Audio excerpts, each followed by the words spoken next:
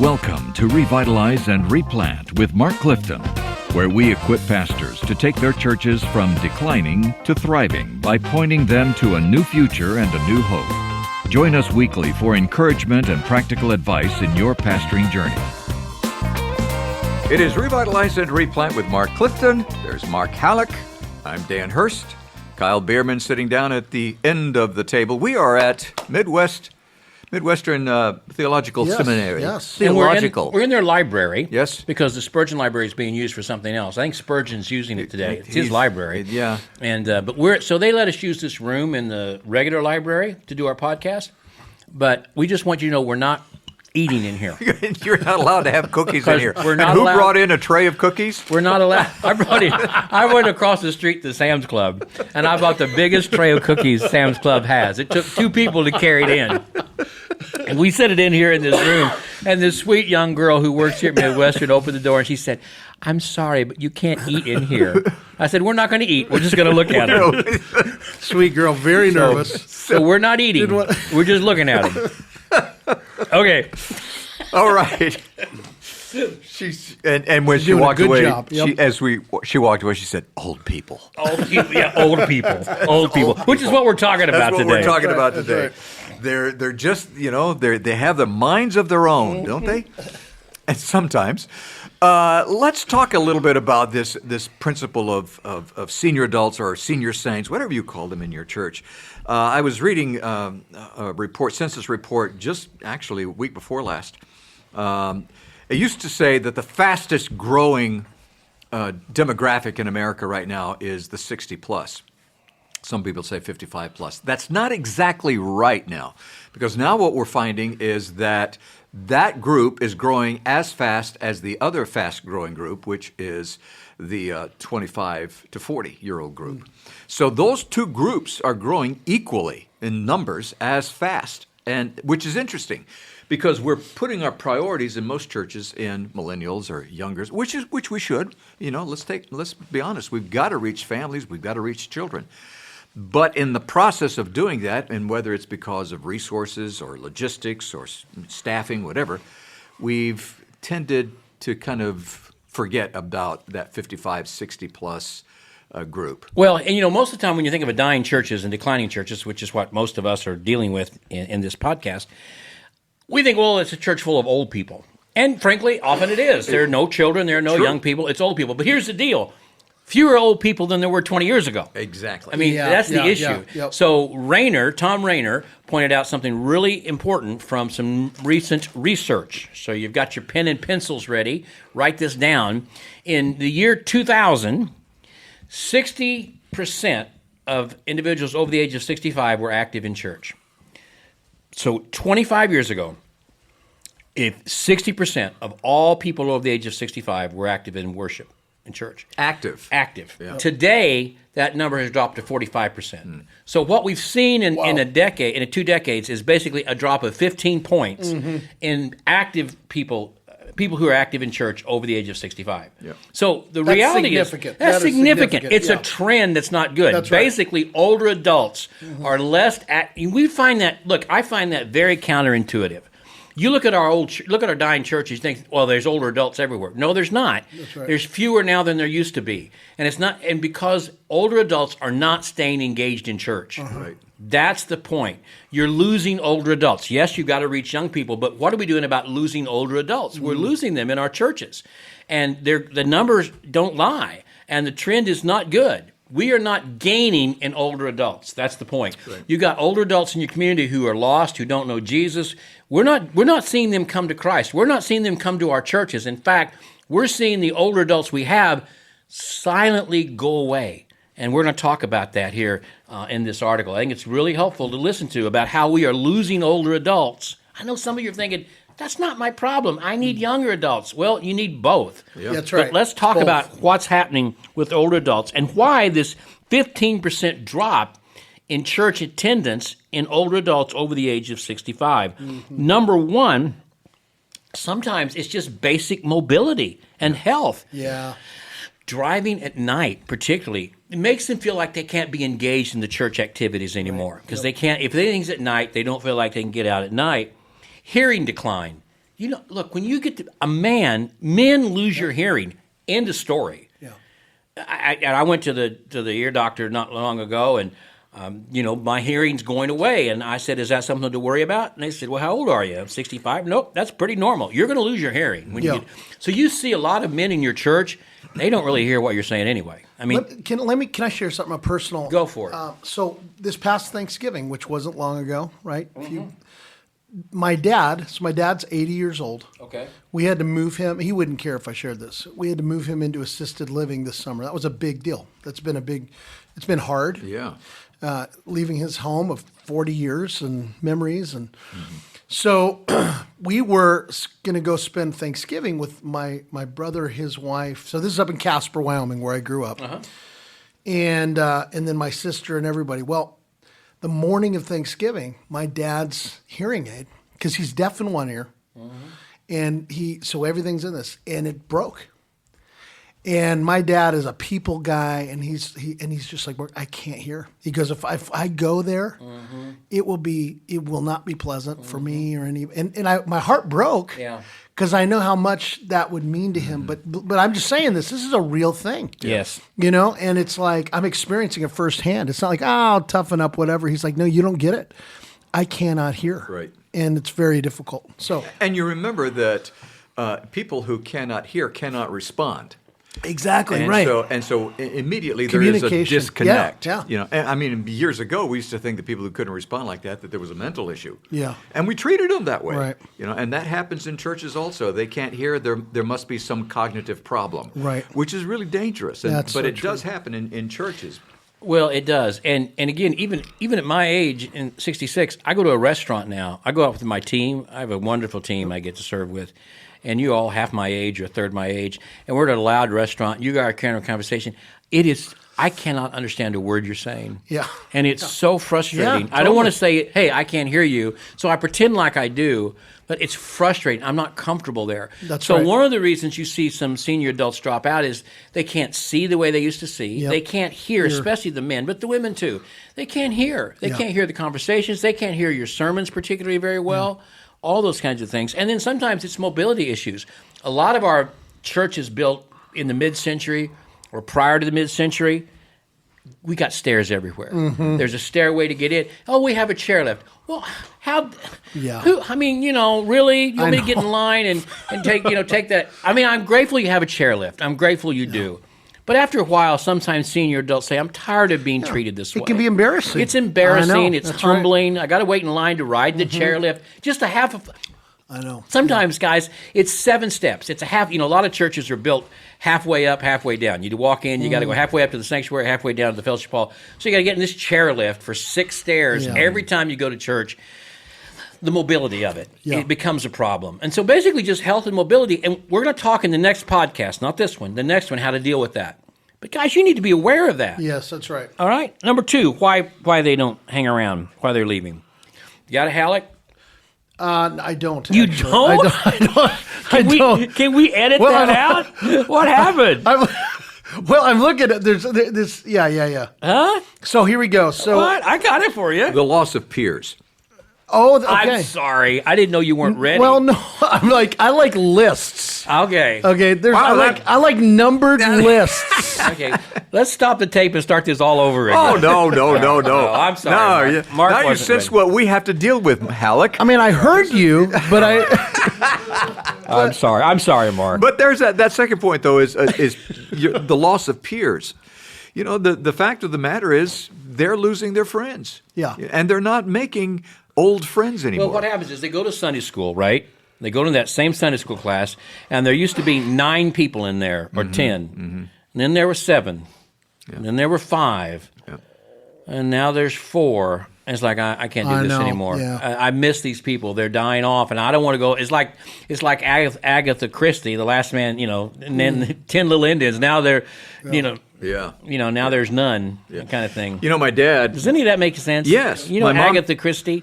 She was the a writer. Yes. She wrote a story about how there was one less each time. And I'm familiar with the story. but most people aren't, and I just want to know I'm not losing my mind, even though we're talking about senior adults. If you have grandchildren or children, you're familiar. Oh, okay, so my mom and dad lived at Lakewood Manor in Virginia, which is a retirement center basically that is run by Virginia Baptists. Excellent place, wonderful place, and they lived there for many, many years. And one time when I was visiting, my dad was talking about how people were he said, they come here to die.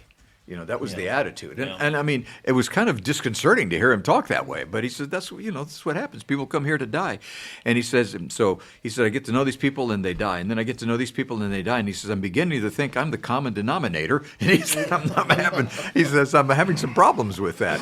But that becomes a very real thing, that you're losing your peers, the people that you have something in common with. You think about this in your church. Who do they have in common with in your church? And when you show up and you're fewer of your peers, here's what happens. You feel less motivated to keep attending. Yes. I used to go because, man, Gladys and I were such good friends, but since she's been gone, it's just not the same. Right. Or I used to go and, man, Gary and I, we could talk about all kinds of things, but since he's been gone, it's just not the same thing. Mm-hmm. So you add the lack of mobility, maybe hearing impairment, seeing and eye impairment, and then you get there and your friends, they just remind you of what you've lost. Right. And you lose that motivation to get up and go on Sunday morning because your friends aren't there anymore. And again, it's like every time you go, somebody else is in the hospital. Mm-hmm. Somebody else has died. And after a while, I just don't want to experience that anymore. So that's part of it. Thirdly, there's the shifting priorities of the congregation. All we do is talk about young people. We need young people. We need young families. Yeah. How do we reach young people? And they feel like, why am I even here? They obviously, and of course you want them, but I've been guilty of this. We talk so much about reaching young people that we imply we don't really want to reach you. We just take you for granted. You're already here. You know what I found in my church, though? The people who want to reach young people more than anybody else? It's the older people, because they know that their grandchildren are lost.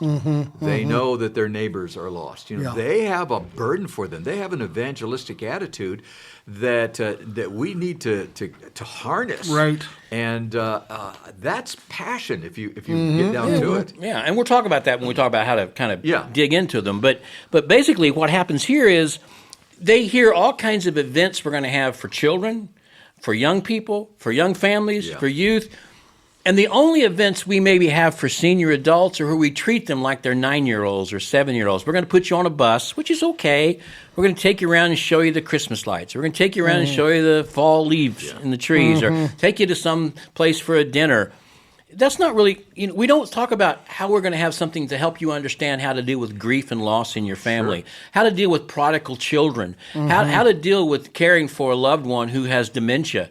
We don't really give them those kind of handles. We just sort of say, well, we're going to entertain you. We'll have a lunch for you once in a while. We'll do something silly for you, treat you like you're 8 years old. But not really serious about the pain and the hurt and the sorrow and the grief that they may be going through at this point in their life. Whereas when we look at young people, we want to meet their needs, right? Right. What do we think? We don't even know the needs of older people, really. And they sense that. And I think if you are honest and you take a look at your church and the ministries of your church, what kind of ministry do you actually have to your senior adults? I mean, targeted ministry, just like what Clifton is talking about. We have these programs to reach the younger, but we're not really trying to reach the olders because we sort of feel like we already have them. Yeah. And so we don't need to do anything. Or we're afraid we've got to have young people. Got to have young people, but you don't want to lose the older ones. They're still your flock. Yeah. They're still your sheep. Yeah. When Paul gives Timothy instructions, he tells him how to deal with not only the young men, but the older men. That's right. Not only the young women, but the older women. And we know one thing about the first century church. It was a multicultural church. Yeah. It had all ages. Yeah. So, again, we're losing active older adults who are not attending church. And can I say something to this too? Think about, from a leadership perspective, if all you're doing is emphasizing the young people, young families, you are creating a culture in the church where your people, all those young, they don't even know what to do with older people. Does that make sense? So like, by nature of the emphasis on young people, not only do they feel siloed by maybe the pastors and the leaders, but by the people, because you're not emphasizing this intergenerational approach to ministry. And I think, again, it just adds to the pain of going, you know what I mean, versus and we're going to get to some of this, but proactively, again, helping your young people fall in love with the older people and vice versa. And it was interesting. One of my older people said the other day that she felt like she was in a church of her, and this is what she said, my grandchildren. Mm-hmm. She said, because all of the staff are the age of my grandchildren. Yeah. I thought, wow, that's insightful. Yeah. And, again, going back to this isn't something we just dreamed up. I mean, there is statistical hard data, again, that shows in the year 2000, over 60% of senior adults were active in church. Today, less than 45% of senior adults are active in church. And, some of them get mad and leave. I've had senior adults, I've had young adults, I've had middle-aged adults get mad and leave. But really the drop-off in senior adults is not big and dramatic. It's quiet and subtle. That's such an important and if you're not careful, you don't even see it. Yeah, exactly. You don't really know why they're not coming. Are they just sick? Are they tired? Sometimes they can't be there every week. They have good days and bad days. And, if it's weather's bad, they don't want to drive. And before you know it, they're just not coming anymore. And again, so Rainer's talking about some of the reasons they don't. And again, health is the main reason. Mobility is the main reason. Mm-hmm. Loneliness, losing their friends. They're not motivated to come anymore because their friends have passed away, or they're in care centers, or they've gone to live with their children, and their friends aren't there at church anymore. Or as we just said, everything at church is all about programming for the young people and the children, and only programming they get is some entertainment. Yeah. They don't feel like they're really, they matter anymore. Yep. And then just the whole shifting church priorities, where it changes in worship and leadership style. Mm-hmm. We may like the new leadership. Yeah. Let's just cut through it, all right? Yep. We may like elders. We may think elders, that is that is an efficient way, and some of you would say a biblical way for a church to be managed. And it's something important, and we need to do it. But for older adults, they've never experienced elder leadership in their life. They don't have a concept of what it is. It's hard for them to put their mind around it. Yeah. Their whole life has been congregational leadership. It has been deacons and church councils. And now here I'm 82 years old, and you want me to vote for elders? I don't even know what elders are. I don't even understand the term. I thought that was Presbyterian. And I'm tired of new things. I'm tired of everything changing. Can't we just leave some things the same? Why, and so even that cultural change, those name changes, or we say we're going to have Sunday school, we're going to have small groups. Well, what's that mean, and how does that change? And we're not going to have Sunday nights or Wednesday nights, we're going to do these home groups. Well, all those things we're not going to have business meetings anymore. All of that seems strange to them in a world that already seems strange to them. I don't think we fully understand that. Exactly. And then when you add to that changes in worship style, yeah. which, by the way, tend to change with staff. That's true. And so when you've got changing staff and changing worship at the same time, that's a dynamite keg for senior adults. That's so true. Yeah. And so most senior adults don't storm out. They just quietly step back. And too often, no one notices they're gone until they're gone. Mm-hmm. It's just a quiet sort of... And that's heartbreaking. They fade into the background. Yep. Like I said, maybe they don't come every week. They come a couple times a month, and then once a month, and then they're not coming at all, and you haven't even followed up on them, and you don't even know. And basically, they're more than just an impact of their attendance. There is a huge, brothers and sisters, financial impact when these members go away. True. Senior adults may slip away, but the impact is far more than just an empty pew seat. Yeah. It can be lost in two ways. First, in ministry strength. These are people who've been volunteers, who've served without asking any questions, who've shown up and done dishes, who've in the kitchen, who've served meals, who've taken care of benevolence issues, who've watched the children, who've done whatever you've asked them to do. They've been there to do it. They are hardworking people. Yep. And now they're gone. And the next generation doesn't work as hard as they do. They don't have that same kind of work ethic of the church that this generation had. But then also the offering plate. I mean, the Evangelical Council for Financial Accountability notes that 65%, this is crazy, people over 65 contribute 40% of all donations to U.S. churches. So almost half of your money in most churches comes from people over the age of 65. When you lose those folks, that's a significant ministry loss. And when they drift away, the offering plate seems lighter. And by the way, their giving also is usually more consistent. Oh, it is. Yeah, for Because sure. They've discovered that principle. And they're the ones, most of the time, they're the ones who give the most to Annie Armstrong and Lottie Moon and your special missions offerings. They're the ones who give over and above because they have a little bit more disposable income. They may be on a fixed income, but they're not wasting it or blowing it on new iPhones and No. flat screen TVs. And A tithe meant something. Like, we can argue all day about, well, is it really 10%? Here's what I know. In that generation, it's a minimum of 10%. Sure, yeah, yeah. Not to mention over and above offerings. over and So above. That's significant. So financially, but again, I like what Rainer says here. The ministry impact is significant. They are dependable. They show up early. They stay late. They teach Sunday school classes. They staff the kitchen. They fold newsletters. They provide countless hours of quiet, behind-the-scenes, steady presence that's irreplaceable. And you lose that, and you lose their financial commitment, and you lose their warmth, and you lose their wisdom, Yes. and their depth of ministry experience that they have, and their maturity as a Christian that they have.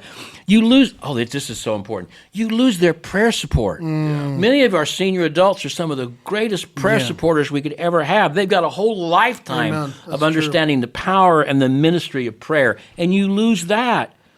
This whole it is important not to lose the remaining senior adults that you have. And if you're not careful, they will just drift away.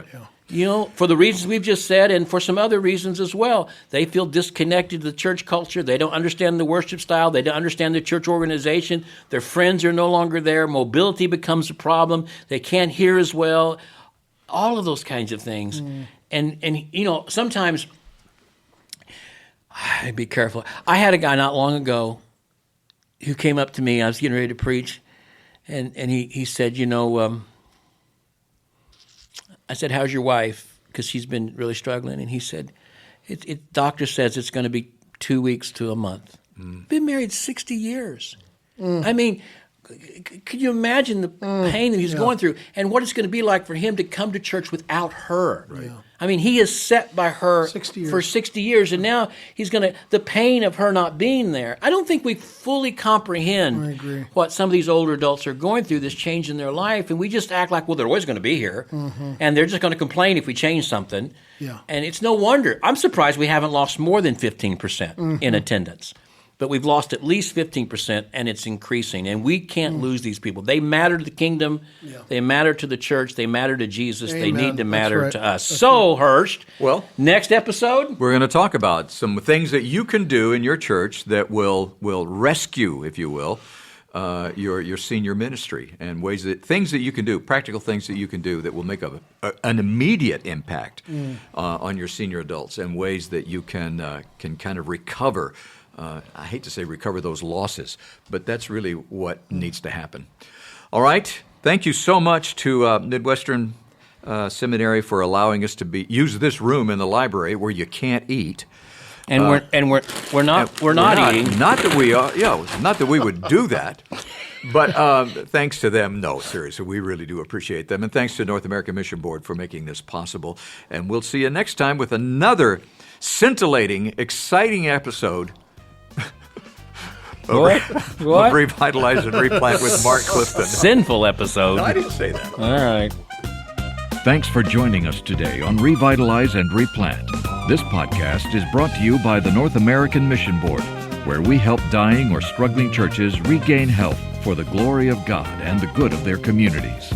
If you found this conversation helpful, don't forget to subscribe to the podcast on your favorite platform. To learn more about becoming a replanting pastor, or to explore resources about revitalization for your own church, visit churchreplanters.com.